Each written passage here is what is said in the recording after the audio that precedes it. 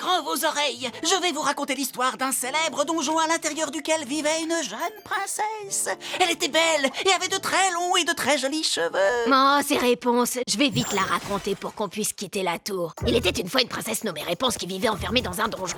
Tous les princes voulaient la sauver. Salut, Réponse! Aide-moi à grimper en haut de ce donjon, ma belle! Ce donjon n'avait pas d'escalier, mais heureusement, la nature avait donné à Réponse de très longs et très jolis ongles de main.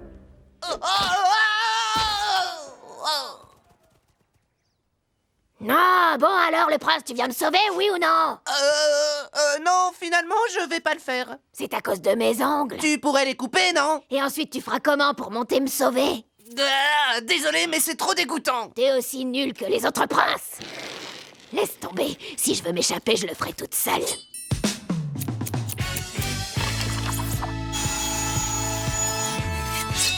Costaud.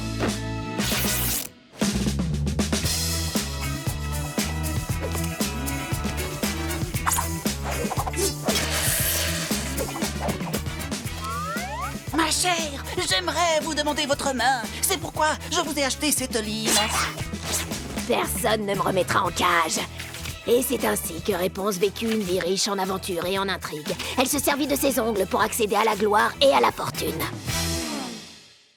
Et donc la morale de cette histoire est oublier les garçons et toucher le pactole. Des tas de billets! On va devenir immensément riches, les Avec ce amis! pognon, on va tous pouvoir s'éclater. Arrêtez de gâcher toutes ces histoires. Bon, on peut manger maintenant. C'est tout ce que tu sais faire. Heureusement, j'ai une autre histoire à ce sujet-là.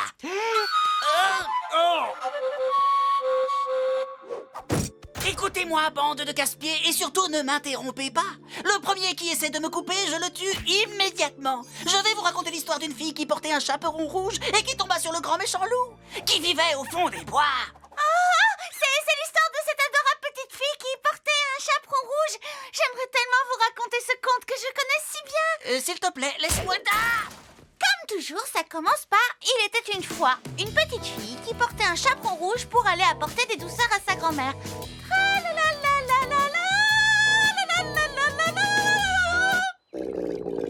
Oh, j'ai une faim de loup, moi. J'imagine que ma grand-mère ne m'en voudra pas si je mange un peu le contenu de son panier.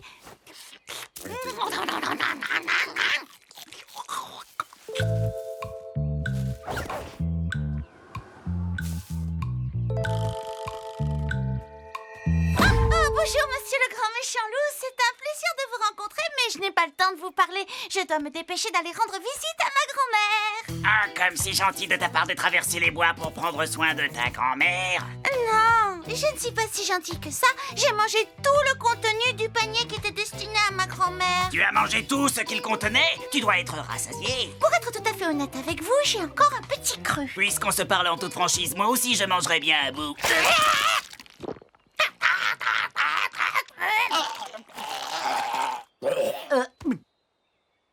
C'était délicieux. Oh, j'aurais dû garder un morceau de loup pour ma grand-mère. Je vais quand même pouvoir lui offrir ce beau manteau de fourrure. Hé, papa! Papa, où te caches-tu? Sans lui, on est perdu et on va mourir de froid. Si papa n'est plus là, qui va apporter son remède à maman? Elle est très malade. Oh Seigneur, que va-t-il arriver à ces pauvres bébés loups? Qu'est-ce que je fais?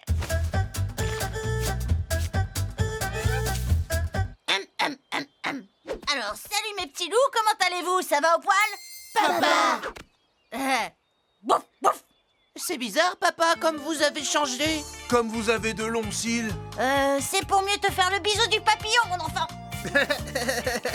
Comme la truffe de votre nez est petite. C'est pour mieux sentir ta délicieuse odeur, mon enfant.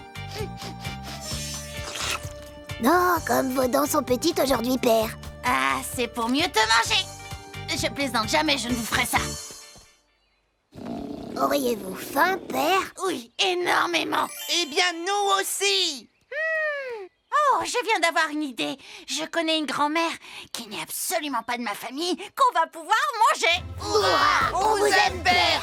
Et c'est ainsi que le petit chaperon rouge et les petits loups ont dévoré la délicieuse grand-mère. Et ils vécurent heureux jusqu'à la fin des jours. Quoi?